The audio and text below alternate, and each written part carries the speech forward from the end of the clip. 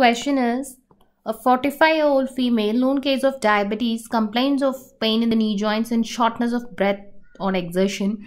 Blood investigation showed increased ferritin levels and low TIBZ. LFT showed increased SGOT and SGPT, and there was pigmentation of skin. Echo showed dilated cardiomyopathy.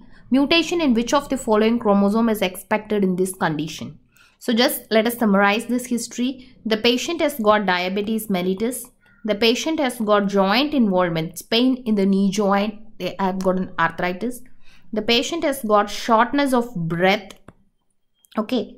Then the patient is having increased ferritin but low total iron binding capacity.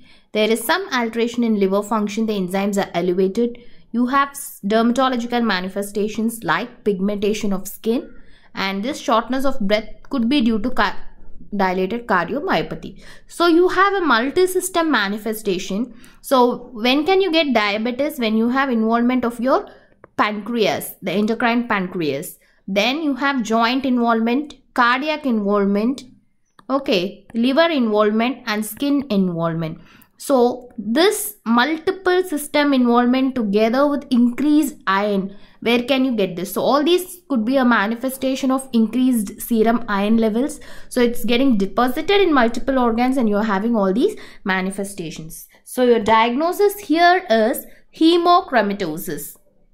Okay, so your diagnosis here is hemochromatosis. So what do you mean by hemochromatosis? So hemochromatosis is due to mutation in your HFE gene. So HFE gene is a gene which is going to involve in the production of a protein called HFE protein, and this regulates iron absorption by binding to transferrin receptors and by binding to hepcidin. So remember, hepcidin is produced in the liver. It's a negative regulator of iron absorption. So this HFE protein, when it's bind to transferrin is a transport form of iron. So HFE protein, when it binds to transferrin receptors, your iron cannot be transported. So you have some abnormality in iron transport due to the mutation.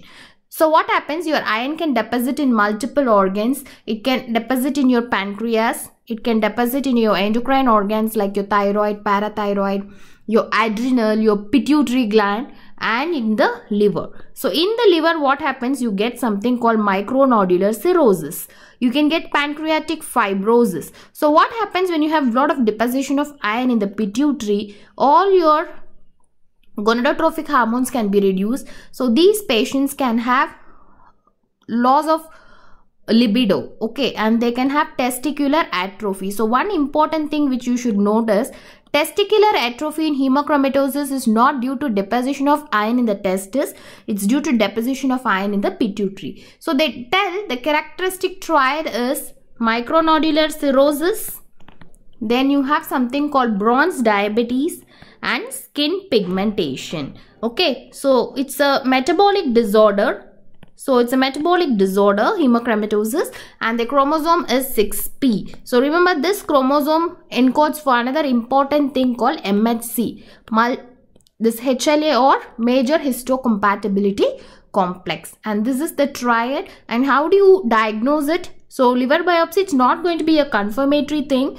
So you can have this disease due to iron overload also. So you have increased iron deposition. So iron can be highlighted by Prussian blue staining. So when iron is going to get deposited in the joints, you get some calcium pyrophosphate deposition, that we call it as pseudo gout. So pseudo gout is seen in case of hemochromatosis due to calcium pyrophosphate deposition. So what can you do is you can go for genetic testing to identify the mutation. The most common mutation is cysteine to tyrosine mutation at position 282. And one more thing is you can quantify the amount of iron in the liver. Per gram of dry liver tissue, you usually have less than 1000 microgram of iron. When you have hemochromatosis, it is more than 10,000 microgram per dry weight. When it's more than 22,000, it's associated with fibrosis and cirrhosis. So roughly what can you remember is you can have other causes for micronodular cirrhosis.